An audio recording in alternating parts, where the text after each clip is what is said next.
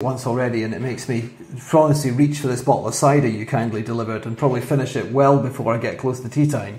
But that's coming, so we know that's coming, so let's get prepared for it, and we're going to put in some support around direct business advice for companies that need to work out how they might have to change things. What labels can they use after the 1st of January? It sounds incredibly boring, but hey ho, it's pretty important stuff. So there's going to be a lot of activity happening. We're starting to rebuild some of the work we were doing internationally. And I think there's a really interesting big project which has kind of started and will continue about what does brand Scotland mean. I've looked at countries like New Zealand that have a brand mark, the Fern mark that sits on products that leave New Zealand to go to other countries. I've seen Scandinavian countries do it on their seafood. I think Scotland has a brand.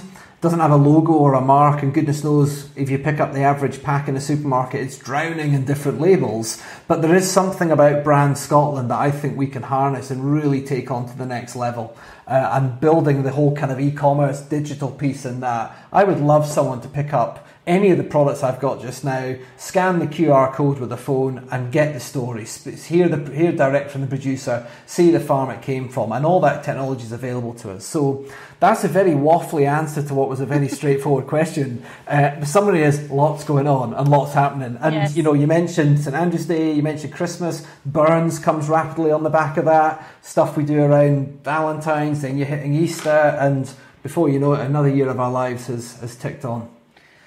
Now, you've mentioned a couple of times during this the word storytelling, which is, of course, music to my ears, because that's exactly what this podcast is trying to do.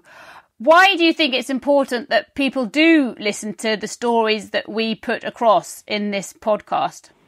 People connect with people, and that's true in Scotland as it is anywhere else. And when you connect with people, you connect with their products. And if you can bring that human side to what is happening, the story that sits behind what they might see on a shelf or on a menu, it transforms people's view of it, and they create an attachment to it, which is different actually than almost any other product you can buy anywhere. And whether that's telling stories through the podcast or telling stories via social media, it's unbelievably powerful, and it's way easier to do than most people think. You don't overthink it. A tweet here, a wee story there goes a huge, huge way. Our thanks to James Withers from Scotland Food and Drink. Do look out for all things happening over the next 2 weeks for Scottish Food and Drink Fortnight, and thank you so much for being with us for this episode. Remember to follow us and share tweets at on_farm UK, and you can also find us on Facebook and Instagram. And we are very much open to hearing from you if you'd like to sponsor future episodes of onFARM and get your brand out there amongst our listeners. We'll finish up with 2 or 3 minutes setting out the possible benefits to you, so just get in touch to find out more. Hi, hello there, it's Farmer Jim here. Just want to say thanks for tuning in and listening to the podcast. I've wanted to be on this podcast for ages, so I'm really excited that you're now finally here. I can now see a mini conveyor belt going and a really large tractor just heading right for us at the moment. Don't worry, we've got the high vis on. You can see that we've planted hedges along there, and then as we look down towards the River Yugi in the distance there, you can see little bits of woodland and full of native trees and things. We're all about positivity but realism at the same time. I want us to still be here in 10, 15, 20 years' time when podcasting is totally mainstream. Then when it comes in to get herself out the sky, she will dangle her legs, wiggle her bum and get herself back into this arena with a beautifully well-timed flight and a fantastic finish. Oh, good girl. There was this old farmer who came up and he stood at the front of the tent because it's labelled the National Rural Mental Health Forum. He came over and said that he tried to take his life, and he said he walked up the hill with his gun and the dog put his head on his knee, and that's what stopped him. My name's Rory Robb. I'm an associate of the Whistle Company of Farriers, and I've spent 40 years learning how to shoe horses.